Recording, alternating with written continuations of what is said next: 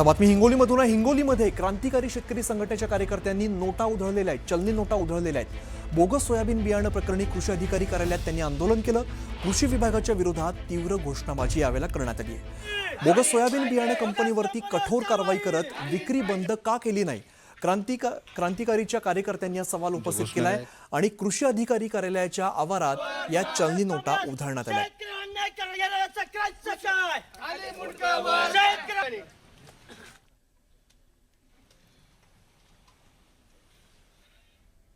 दरम्यान बुलढाणा जिल्ह्यातून अशी एक धक्कादायक बातमी समोर येते की अन्नदात्या शेतकऱ्याला हमीभाव मिळावा म्हणून सरकारने किमान आधारभूत किंमत म्हणजेच MSP योजना सुरू केली।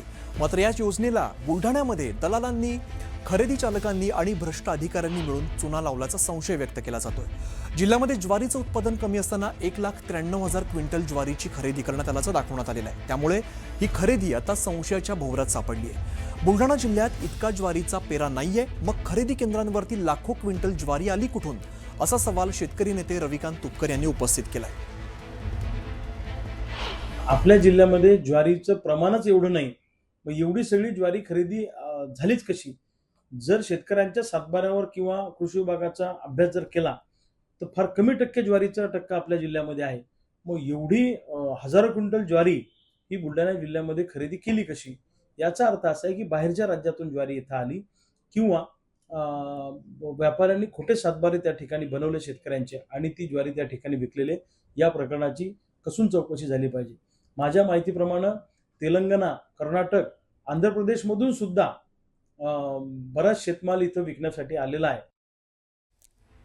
आणि त्या चंद्रपूरमधून एक संतापजनक घटना समोर आलेली आहे। महिनाभर मेहनत करून देखील कंपनीने एका कर्मचाऱ्याला पगार न दिल्यामुळे कर्मचाऱ्याने टोकाचं पाऊल उचललं। पत्नीचं बाळंतपण असताना खर्चासाठी त्याला पैशांची गरज होती आणि अशामध्येच त्याने आपला थकलेला पगार मागितला। मात्र तो न मिळाल्यामुळे संतापलेल्या ट्रक चालकाने आपल्या साथीदारांच्या मदतीने सिलेंडरने भरलेला ट्रक पळवून नेला। एवढंच नाही तर ट्रकमधील गॅस सिलेंडर विकून मालकाला आर्थिक फटका देण्याचाही प्रयत्न केला। मात्र पोलिसांनी CCTVच्या आधाराने 24 तासात कारवाई करत दोन्ही आरोपींना अटक केली आहे, तर एक आरोपी सध्या फरार आहे।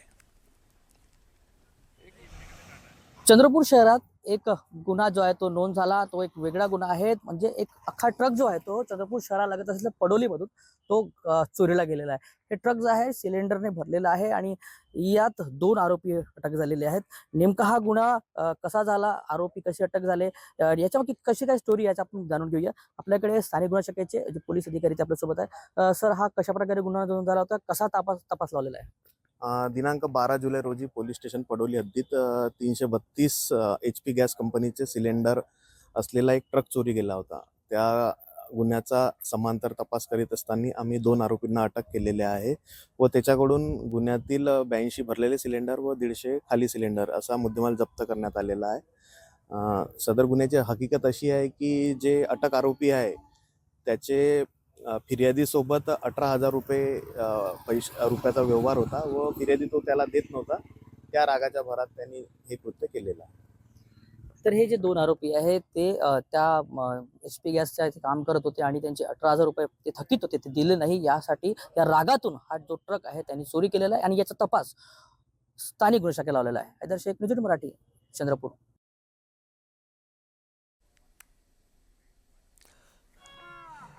तर आपण सध्या दृश्य बघतोय, सोपान काकांच्या पालखीचा रिंगण सोहळा सुरू झालेला आहे आणि अतिशय सुंदर दृश्य आपण सध्या बघतोय। सोपान काकांच्या पालखीचा रिंगण सोहळा सुरू झालेला आहे।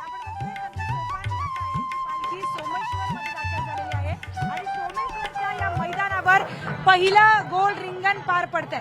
हे पहिलं गोल रिंगण आपण पाहतोय। अतिशय नयनरम्य दृश्य या रिंगणाचे आपण बघतोय आणि ही थेट दृश्य खास न्यूज 18 मराठीच्या दर्शकांसाठी आहेत। या गोल रिंगणामध्ये अतिशय सुंदर असं दृश्य आपल्याला पाहायला मिळतंय। सोमेश्वर कारखान्याच्या या विस्तीर्ण मैदानावर दुपारपासूनच वारकऱ्यांची पावले या रिंगण सोहळ्यासाठी वळत होती आणि आता अखेर तो क्षण आलाय जेव्हा हे रिंगण पार पडतंय। ऊन पावसाचा लपंडाव इथे सुरूच आहे आणि या सगळ्यांमध्येच आता सोपान काकाच्या पालखीचे इथे रिंगण पार पडत आहे। शेकडो दिंड्यांनी अत्यंत शिस्तबद्ध पद्धतीने आपण बघतोय मैदानाचा एक ताबाच घेतलेला आहे आणि एक विस्तीर्ण मानवी वर्तुळ तयार केलाय। या वर्तुळामध्ये हे रिंगण पार पडतंय। टाळ मृदुंगाचा गजर आणि तसाच वारकऱ्यांचा उत्साह तितकाच शिगेला पोहोचलेला आपल्याला पाहायला मिळतोय. त्याच उत्साहामध्ये वारीचा सगळ्यात थरारक आणि डोळ्यांची पारणं वेढणारं हे रिंगण आज पार पडतंय. विशेष म्हणजे सोपान काकाच्या मानाच्या अश्वांची दौड झाली. त्यानंतर दोन्ही अश्वांनी जेव्हा मैदानावरून सुसाट धाव घेतली तेव्हा उपस्थित जे काही वारकरी होते ते जयघोष करत होते, अतिशय आनंद साजरा करत होते.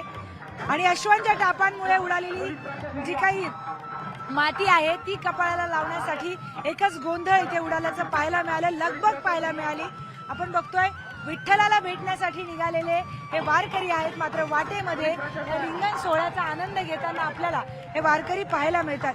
सोमेश्वराच्या याच वातीमध्ये आज भक्तीचा एक अनोखा रंग आपल्याला पाहायला मिळतोय.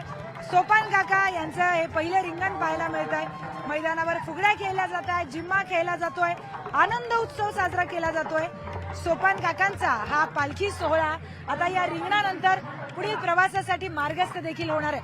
व्हिडिओ जर्नलिस्ट हर्षद गोरखासह मी प्रियंका लाठी, न्यूज 18 मराठी, सोमेश्वर.